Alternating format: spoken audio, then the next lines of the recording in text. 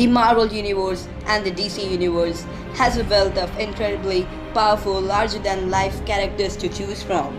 However, super characters comes in all shapes, size, including tiny ones. Well, this is Redliums and welcome back to my channel. Well, here is our list of the most powerful characters who are small but powerful than the regular ones in the entire Marvel comic book universe plus DC comic book universe. So let's move to the round 1, Gargoyle vs Moon Girl. Well, we have a being of a size of 44 inches. She participated in striking on One Gar mountain in the European country of Transia, home of a scientist known as High Evolutionary. Galgary was a mutant who possesses a powerful structure and a highly dense body. Whereas if we talk about Moon Girl, she is a 9-year-old African American girl who is described as the smartest character in the existing Marvel universe. Her primary gift is her advanced intelligence. She is dubbed the smartest person in the whole world by Amadeus Cho.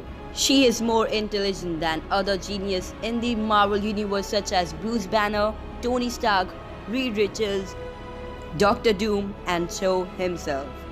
But her smartness is not the thing that made her come to my list. It's just because of her less height. Her height is approximately 3.9 feet. Now is the time for some comparing stuff. Gargoyle is 44 inches long, whereas Moon Girl is 3.9 feet, which is 46.8 inches. So Gargoyle wins the size. If we are talking about their powers, Moon Girl comes with only smartness. She don't have any superhuman abilities. Maybe a red dinosaur could work for her, but Gargoyle is more powerful than the red dinosaur. Needless to say, Gargoyle wins. Round 2. LCD vs Hogwarts the Duck.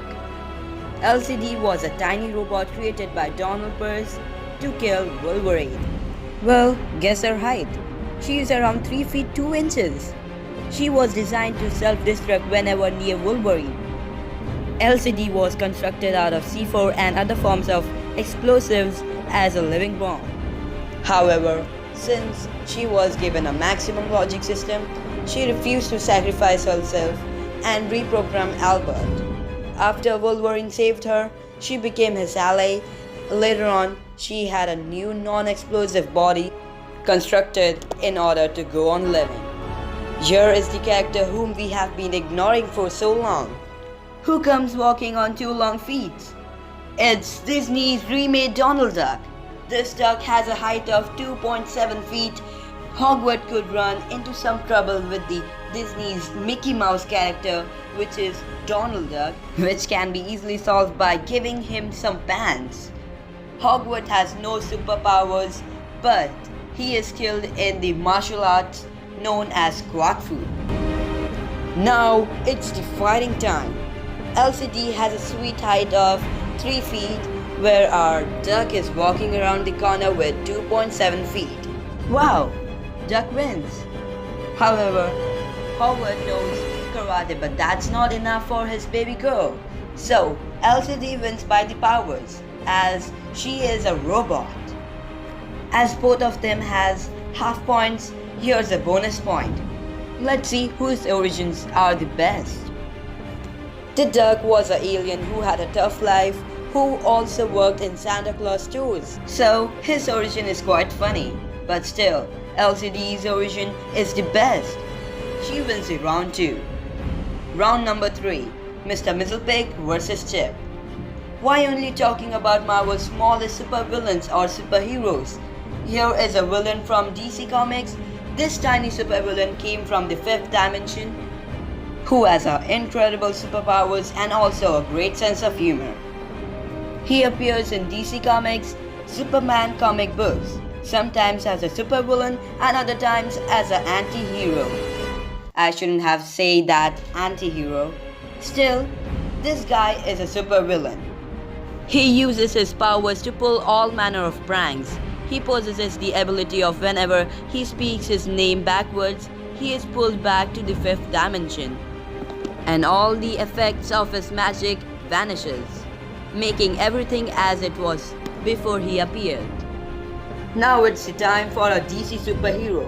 So here we go. A Green Lantern is here. But it's a squirrel. Standing a little on 10 inches, we have Chip, the Green Lantern patrolling Sector 1014 as he was the leader of resistance movement of his home planet. Mr. Fifth Dimensional Guy is 38 inches, whereas this chipmunk is 10 inches. The winner is clear, it's Chip. Green Lantern are the most powerful beings. Their ring gives them the best of best powers, so Chip wins the round 3. Round 4. Warstar vs Baby Groot from Guardians of the Galaxy Part 1. The Warstar robots were part of the Guardians helping Emperor Deacon to get the crystal. When Jean Grey became possessed by the Phoenix Force, Warstar joined the Guard in fighting the X-Men over her fate. Warstar has the height of 26 inches, whereas Baby Groot, more commonly known as Groot, is a fictional alien and featured character in the Marvel Cinematic Universe. Groot sacrificed himself to save his friends, the Guardians of the Galaxy. He left behind a small piece of himself. This branch grew into a sapling which the Guardians spotted and left on the bridge of Peter Quill's ship, the Milano. Months later, Baby Groot continued to grow and develop functioning legs which are not counted because it will be more than 7 inches. So Baby Groot is 7 inches guy who is spotted in the plant. He wins the size, but in the case of powers, Warstar wins. Here's a bonus point, origins. Warstar's origin doesn't seem to be much like Groot's. He saved his team, so Baby Groot wins the round 4. Now it's the final round. Villains teams have 2 points whereas superheroes have the same. Who would win the last one, huh? Round 5. Baron Kaza vs Thorg. Baron Kaza is by far the smallest supervillain in the list. In the past, he was the head scientist of the royal family on Homeworld, a planet located in Microverse. So don't even think of asking me his height because he's micro small.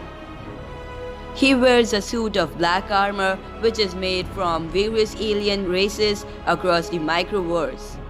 Karza has the ability to project a powerful force field that he could mentally activate instantly and could even project illusions mentally. I know many will ask why not Ant-Man? Because everyone knows he's the smallest guy in the MCU. But who is slightly like him? I present to you Thor, more like a dead frog, but in Ultimate Spider-Man storyline, when Danny reads the rock, it causes a frost giant to appear, which they are forced to fight due to their weaknesses as a team. They barely survive the battle until they are saved by Thor. Thor finds a North Stone around the giant's neck which touches and turns him into a frog. He is just as Thor but can't hold his hammer properly.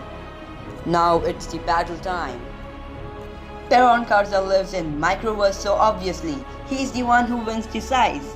What about powers, you may ask, huh? Thor must be the god of thunder, but still, he is a frog. So Baron Karza wins the day. So the winner of the list is the villains.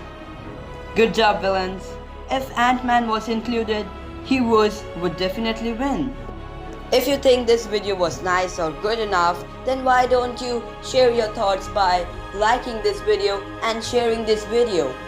Because this will help us in a marvelous way.